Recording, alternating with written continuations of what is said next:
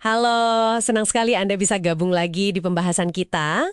Halo, Kali ini nih kita mau kupas satu strategi negosiasi yang menarik banget, mungkin agak lawan arus ya, dari buku David Rosen, 99 Negotiating Strategies. Fokusnya di bab 18, mengabaikan deklarasi tawaran akhir.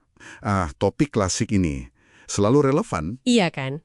Sumber kita langsung dari bab itu, isinya pengalaman para negosiator kelas kakap Wall Street. Nah, misi kita hari ini ya coba pahamin lah. Kenapa sih kalau ada yang bilang, ini tawaran terakhir saya, itu seringnya bukan akhir cerita. Nah, seringnya cuma gertakan aja ya. Betul. Kita coba bedah kenapa itu mungkin cuma ya manuver aja. Oke, Anda mungkin pernah kan ngalamin, lagi nego, terus lawan bicara bilang tegas, final nih, ambil atau tinggalin. Rasanya kayak, wah mentok nih. iya, pasti sering itu. Bikin ciut kadang. Nah pertanyaannya, apa kita harus langsung percaya gitu aja? Mari kita lihat lebih dalam yuk. Siap. Jadi inti bab 18 ini beneran bikin mikir sih. Rosen bilang negosiator yang udah jago itu sering banget pakai frasa tawaran akhir. Tapi jauh sebelum batas maksimal mereka sebenarnya. Tepat sekali. Dan yang menarik di sini bukan cuma ngomong finalnya aja, Oh iya? Apanya dong? tapi gimana mereka sengaja ngebangun putaran-putaran sebelumnya. Maksudnya gimana tuh? Ya, mereka bangun cerita gitu, biar kelihatan batas yang mereka sebutin itu kredibel. Padahal palsu, istilahnya false bottom atau false top. Oke. Jadi batas bawah atau atas palsu gitu ya? Betul. Tujuannya, biar pas mereka bilang final, kita udah kayak, oh ya ini beneran batasnya. Padahal belum tentu. Ini permainan persepsi yang, ya, cepu canggih lah. Wah, terus saran spesifik dari Rosen ini agak gimana gitu ya? Abaikan aja deklarasi macam itu.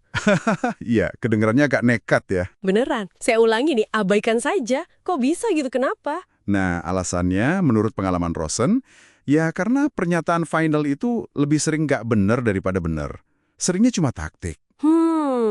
Jadi ini benar-benar ngubah cara kita respon dong ya? Iya banget.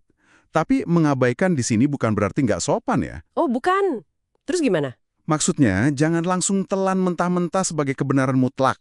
Nah, buku ini kasih panduan praktis nih. Apa tuh? Asumsikan aja, masih ada potensi kira-kira 5-7 putaran negosiasi lagi. Wow, 5-7? Setelah dibilang final? Iya, tujuannya buat apa? Ya buat ngetes aja, beneran nggak sih klaim final itu? Ada fleksibilitas tersembunyi nggak nih? 5-7 putaran lagi. Banyak juga ya. Nggak beresiko bikin dia malah kabur atau tersinggung gitu.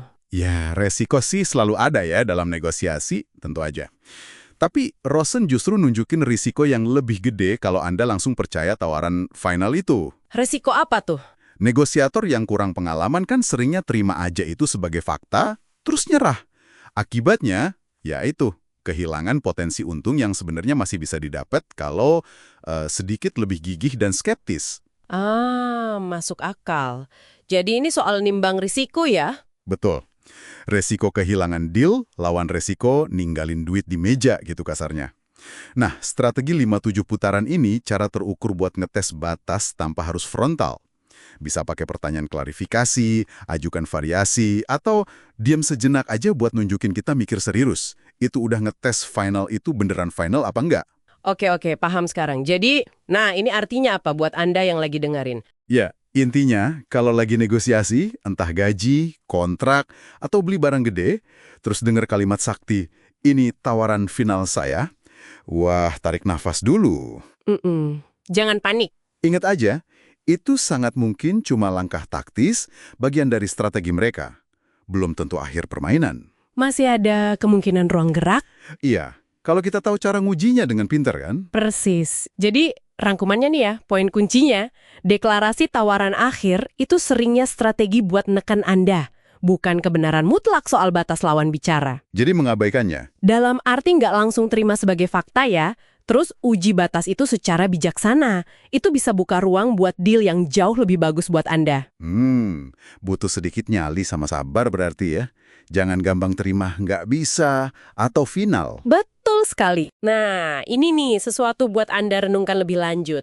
Kalau kita udah tahu nih tawaran akhir itu seringnya cuma taktik, gimana ini ngubah cara Anda lihat pernyataan tegas atau absolut lainnya? Menarik tuh. Nggak cuma di negosiasi formal loh ya, mungkin di interaksi sehari-hari, di kantor, atau bahkan hubungan personal. Iya, iya.